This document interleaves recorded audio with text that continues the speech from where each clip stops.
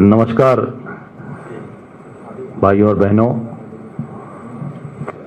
आज हम सब लोग एक बहुत महत्वपूर्ण प्रेस कॉन्फ्रेंस के अवसर पर यहाँ एकत्रित हुए हैं। मैं अपने साथी से आग्रह करूँगा कि वो जरा वीडियो ऑन करके आप सबको दिखाएं और प्रस्तुत करें।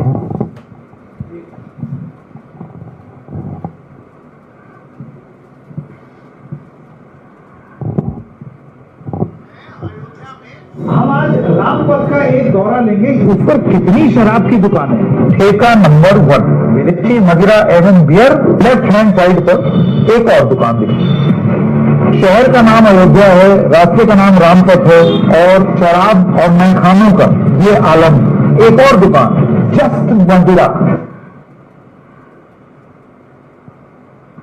लीजिए साहब, लिकर वाला स्कॉच बियर अयोध्या में दुकान नंबर 5। भीड़ जमी हुई है।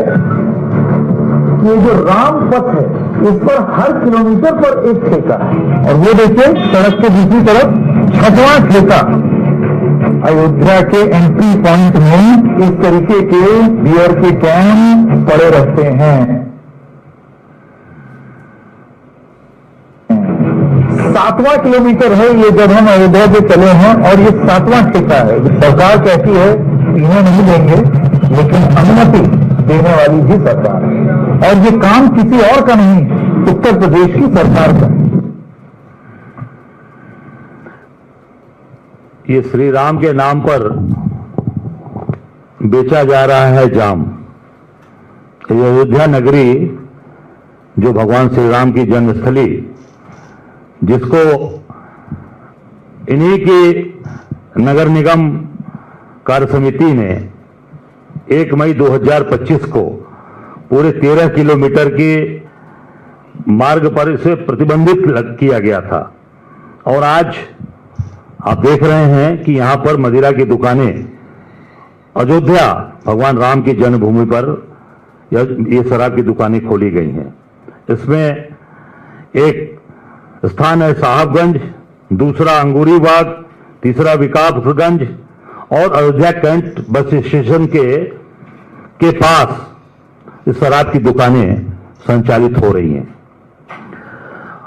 ये पूरी तरीके से जो अयोध्या को सरकार बड़ी बड़ी बात यूपी के मुख्यमंत्री आदित्यनाथ जी के द्वारा की गई कि यहां पर प्रतिबंध लगाया गया, इसे बंद किया गया और ये आज आपके सामने चीजें आ गई। और मैं समझता हूं कि ये पूरी तरीके से ये सरकार शराब से केवल पैसे कमा रही है और हर स्थान पर पूरे प्रदेश के गलियों में, गांवों में 4-4 दुकानें हर गांव में, और भगवान की नगरी अयोध्या में आप देख सकते हैं कि पूरी तरीके से इसको इन्होंने मदिरामय बना दिया है।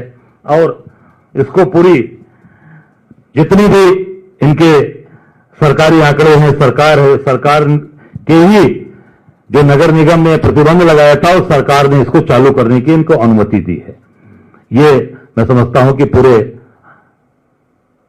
अयोध्या वासियों का और पूरे जो हिंदुत्व की बात करने वाली सरकार है, ये निश्चित तौर से सबके माथे पर कलंक है। ये दूसरा मैं कहूंगा कि वीडियो और जरा जारी दिखा दें जिसमें सरकार आंकड़े छुपाई है और लगातार सरकार ने देश की जनता से और आप सबसे झूठ बोला है।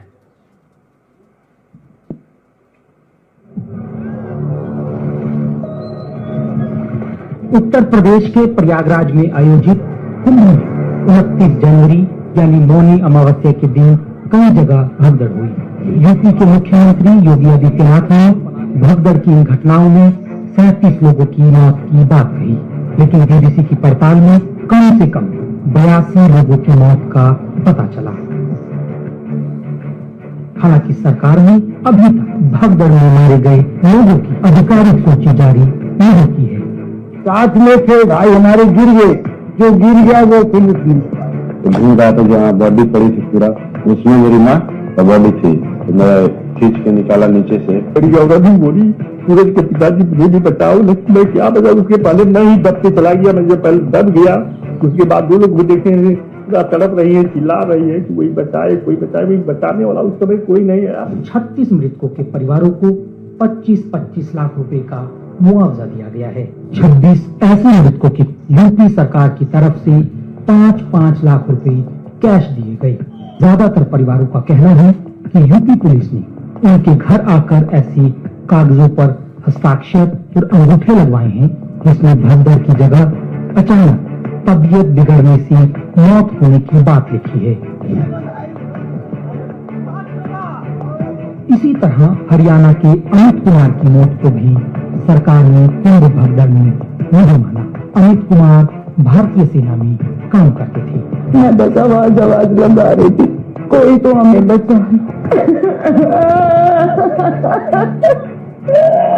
तीसरी कैटेगरी उन 19 मृतकों की है जिनके परिवारों को यूपी सरकार की तरफ से कोई आर्थिक मदद नहीं मिली। कुंभ भगदड़ को 4 महीने से ज्यादा का वक्त बीत गया है, लेकिन अभी भी कम से कम 50 ऐसे परिवार हैं जो इस बात का इंतजार कर रहे हैं कि यूपी सरकार उनके परिजनों की मौत की सच्चाई को स्वीकार करे। आपके सामने आपने देखा ये पूरी प्रस्तुति थी जो सरकार अपने देशवासियों से और अपने सभी इस देश के जो हमारे साथी हैं, भाई हैं, उनसे पूरी तरीके से झूठ बोल रही है। सरकारी आंकड़े बनाम जमीनी सच्चाई महाकुंभ का आपने देखा, ये भयावह तस्वीर। इसमें जो सरकार ने अभी तक कोई आंकड़े जारी नहीं किए, अभी तक कोई आंकड़े नहीं जारी किए हैं। जो 29 जनवरी को घटना घटी और कई जगह पर ऐसी घटनाएं घटी, इसमें 37 लोग तो ये बता रहे हैं, पर जो रिपोर्ट आ रही है एक प्रमुख समाचार समूह की तरफ से कि उसमें 82 लोग मरे हैं, जिसकी उन्होंने जाकर जमीनी सच्चाई गांव में, घर में, परिवार में जाकर जानकारी की है। और इन्होंने 25 लाख रुपए दिए 36 लोगों को, 5-5 लाख रुपए दिए इन्होंने 26 लोगों को। और कौन दिया? राजस्व का कोई अधिकारी नहीं गया था वहां पर, पुलिस के लोग जाकर, और किस मद से इन्होंने पैसे दिए। और पुलिस को देने का अधिकार ही नहीं है। पैसा अगर देने का अधिकार सरकारी व्यवस्था में है तो वो डीएम या तहसील के लोग, एसडीएम, नायब तहसीलदार, तहसीलदार जाएगा, राजस्व को लग जाएंगे और पैसा जाकर देते हैं और उनसे सिग्नेचर कराते हैं। पुलिस कैसे गई थी? पुलिस किसके कहने से गई थी और किस तरीके से पुलिस से जाकर लोगों को पैसे दिए और उनसे अंगूठे लगवाए और उनसे दस्तखत कराए? ये एक बड़ा प्रश्न है कि सरकार ने किस तरीके से पुलिस को वहां पर भेजा। और इसमें आप देख सकते हैं कि इसमें 19 लोग जिनका कोई उनका वारिस नहीं था, कोई उनको जिसको पैसे दे सके। उसमें जो सबसे दुर्भाग्यपूर्ण है कि जो बीजेपी के वरिष्ठ नेता आदरणीय गोविंदाचार्य जो महासचिव रहे हैं, उनके छोटे भाई के.एन. वासुदेवाचार्य भी मरे। 19 लोगों में है ये, इनका भी कोई वारिस नहीं, और जिसको उसमें कोई भी पैसा, जो कि लाश बनारस गई थी, बनारस गई लाश, और वो लाश का जो दाह संस्कार हुआ के.एन. गोविंदाचार्य के छोटे भाई का, के.एन. वासुदेवाचार्य जी का, वो हरिश्चंद्र महाशमशान घाट है, हरिश्चंद्र घाट पर उनका हुआ। जो महिला उनके साथ रहती थी उन्होंने ये बात बताई है, और उन्हें भी कोई वारिस न मिलकर उनका भी लावारिस से दाह संस्कार किया गया।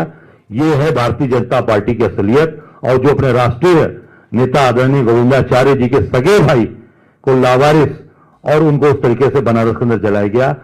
और इससे बड़ा दुर्भाग्य क्या हो सकता है देश का, देशवासियों का, जो अपने नेता के परिवार को ही उन्होंने उसका कोई वारिस नहीं बताकर उसको बिना वारिस के जलवा दिया गया काशी में।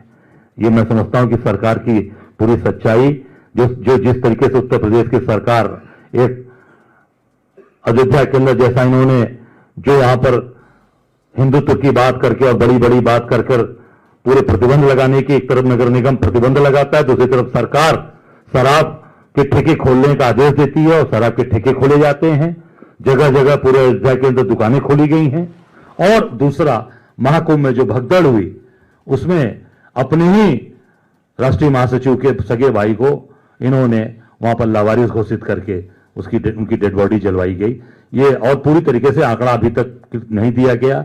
जो 82 लोगों की रिपोर्ट जारी हुई है उसको भी पूरा इन्होंने छिपाया, 37 कहा। और उसमें तमाम सरकारी अधिकारी कर्मचारी, एक वहां पे गाजीपुर के अंजनी राय थे, वो भी उसी भीड़ का हिस्सा दबके मरे दरोगा थे, उसको भी दिखा दिया। उनके घर गया था, वो गांव गाजीपुर के रहने वाले थे बसुका के, उनको भी दिखा दिया कि भीड़ से वो हार्ट अटैक हो गया, उनका हार्ट अटैक किस्म की मृत्यु हुई थी, पर हार्ट अटैक से नहीं हुई थी, वो भीड़ के दबाव के क्योंकि बचाने में लगे थे और बेचारे वहां पर शहीद हुए। सरकार ने उनकी भी, सरकारी कर्मचारी दरोगा की भी सुधि नहीं ली और उनको भी उसी लिस्ट में डाल दिया। मैं समझता हूं कि ये सरकार पूरी तरीके से आम जनता से झूठ बोल रही है, आम जनता के लोगों को केवल और केवल ठगने का काम।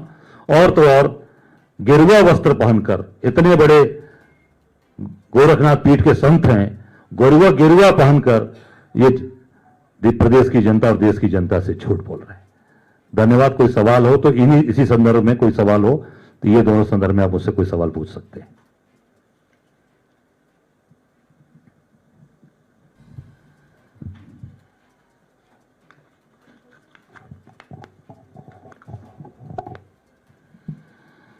ठीक है, ठीक है। नहीं, सवाल इसी से संबंधित रहेगा जो भी सब। ये 1 मई 2025 को नगर निगम के कार्य समिति की तरफ से 13 किलोमीटर के मार्ग पर शराब मांस की बिक्री पर प्रतिबंध लगाने का प्रस्ताव पारित किया गया। जी धन्यवाद, बहुत धन्यवाद, शुक्रिया। ABL 24 न्यूज, सच दिखेगा। ABL 24 न्यूज को सब्सक्राइब करें, ताजा खबरों के लिए बेल आइकन को दबाएं।